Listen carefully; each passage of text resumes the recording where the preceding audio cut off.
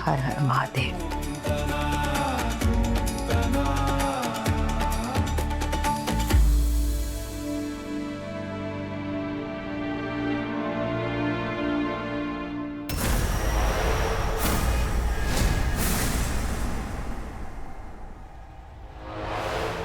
हमसे इसके स्वागत की उम्मीद मत रखना और ना ही आशीर्वाद की, काहे कि तुम्हारी मेहमान है। तुम अपनी मेहमान को यहाँ हमारे घर में ले आए हो तुम्हारी मर्जी से।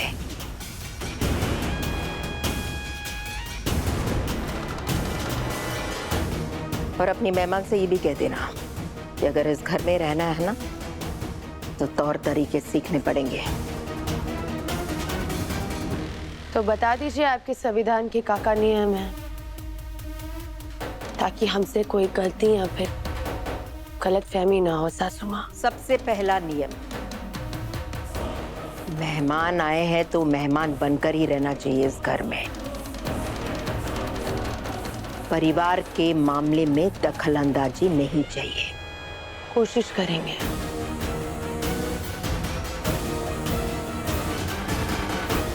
हमें भी इस परिवार का सदस्य बनने में कोई दिलचस्पी नहीं है, लेकिन जाने से पहले हम इस घर का नक्शा बदल कर रख देंगे ताकि जो हमारे साथ हुआ किसी और के साथ ना हो। मेहमान होने के नाते एक तोहफा लाए हैं आपके लिए।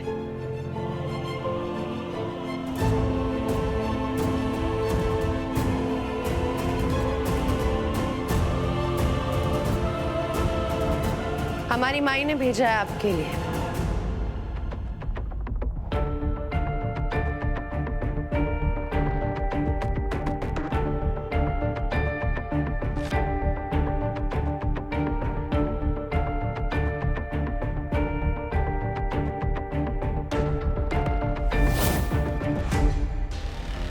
हमारी दोस्त ने भेजा है, इसीलिए स्वीकार करते हैं। गंगा की बेटी नहीं होती ना तो तुमको इसी वक्त सबके सामने हमारे घर से धक्के मार के निकलवा देते। हमको मालूम था गंगा भाई ने भेजा है तो मां मना नहीं करेंगी।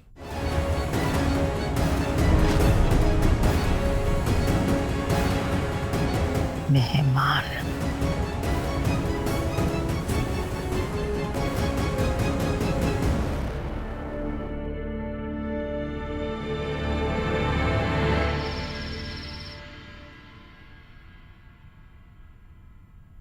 माँ जी, ये रही आपकी खिचड़ी। पापा जी, आपकी दलिया। पंडित जी ने हमें एक तरह का मंत्र लिख के दिया है। उन्होंने कहा है कि अगर हम उसका रोज जाप करेंगे तो हमारे घर में सुख शांति बनी रहेगी। तो हम उसका रोज जाप करेंगे अभी। यही कैसे यहाँ और अब थे हमारे बेटे पे कब्जा जमा ले। सब तो ठीक है, लेकिन तुम्हारी माँ की सुख शांति का कहा? उनको तुम अकेले ही छोड़ा इस हालत में? माँ निश्चिंत है माँ जी, क्योंकि उनकी 2 बेटियां अपने सम्मान के साथ अपने अपने ससुराल चली गई है। और उनको पता है कि वो अपना परिवार बहुत अच्छे से संभालेगी और अगर उनसे कोई गलती हो तो वो उसे सुधारेगी।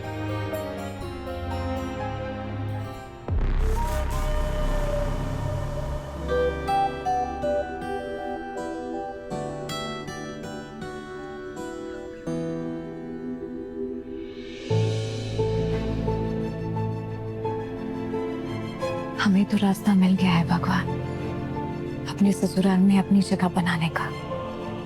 बस हमारी स्नेहा को भी राह दिखाना ताकि वो अपने ससुराल में अपनी जगह बना सके सबके लिए।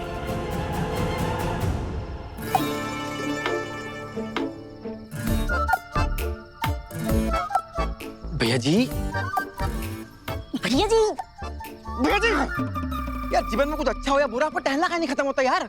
कुछ माहौल होता, कोई वक्त होता है। हाँ सही तो कह रहे हैं पुजारी। देखिए ना मधु दीदी कितना तैयारी की है आपके लिए। द्वार मोहर गार्डन सब देखिए। अरे देखिए तो रहे यार, हमें साफ साफ दिखाई दे रहा है। क्या दिखाई दे रहा? हमारे बास से तुम्हें सहजी और माँ को नहीं देखा? ऐसा लग रहा भाई साहब दोनों देशों में तनाव का माहौल है। गोला बारूद कभी भी कहीं से भी गिर सकता है, लेकिन मरेगा कौन? शहीद कौन होगा? हम नागरिक और कौन? क्या बोलते हैं वो, क्या होते हैं यार वो जो रहते हैं देश में वो मरेंगे, और कौन मरेगा? भैया जी, मंगलसूत्र बांधने की हिम्मत दिखाए, पंचायत में खड़ा होने की हिम्मत दिखाए। आप किस बात का डर? हिम्मत दिखाइए ना। देखे तो नहीं पा रहे यार, पहले तुम्हारी भाभी की आंखों में दिखते थे प्रेम का समंदर दिखता था, अब अगर देखते हैं तो आग का बवंडर दिखता है यार। भैया जी, क्षमा याचना का नाम सुने? ये कौन सा? अरे चुप कर, एक तरह से योगा होता है, योगा।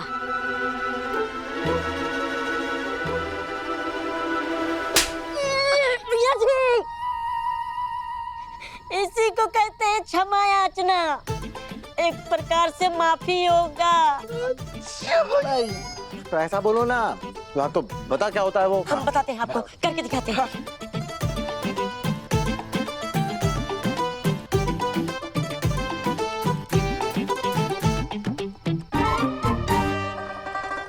भैया जी, एक तरकीब है।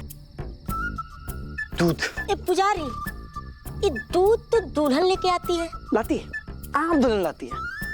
हमारी भाभी अलग है ना, पर्सनैलिटी देखो, दबंग है कि नहीं? तो इस प्रेम कहानी की हीरोइन होंगी आप। माफी चाहिए कि नहीं चाहिए? तो करना पड़ेगा, दूध लेके जाना पड़ेगा। अब भैया जी, भाभी को भी लगना चाहिए ना कि हमारे भैया जी कुछ हटके किए, कुछ अलग किए दुनिया से, है? हाँ मतलब योजना तुम्हारी थोड़ी आधी अधूरी सुनाई दे रही है, पर क्या है कि कोई दूसरा विकल्प नहीं है।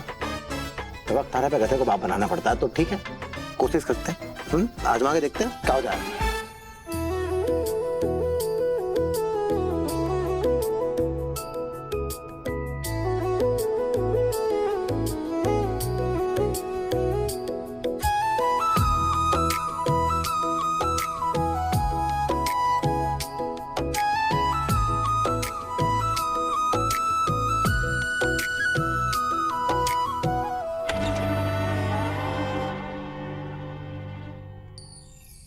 ये मेवा है, वैसे तो सास अपनी बहू को देती है, पर हम दे रहे हैं। सबसे पहली रस्म ये है कि तुम सिद्धू के लिए गर्म दूध करके लेके जाओगी।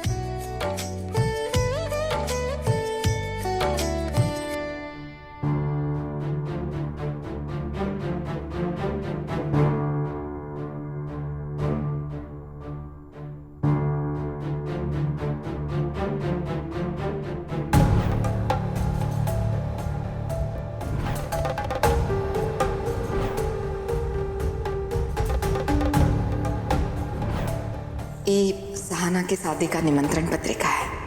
चौरा माता को ये पहली निमंत्रण पत्रिका उनके चरणों में चढ़ाने के बाद दूसरी निमंत्रण पत्रिका आपके लिए लेकर आई हूँ। जितनी जल्दी हो सके हमारे स्नेहा की शादी करवा देंगे, तब शायद सिद्धू को भी पूर्वी बिटिया के साथ आगे जाने का रास्ता मिल जाएगा।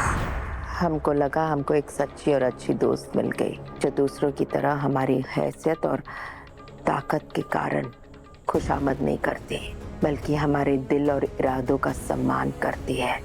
गंगा।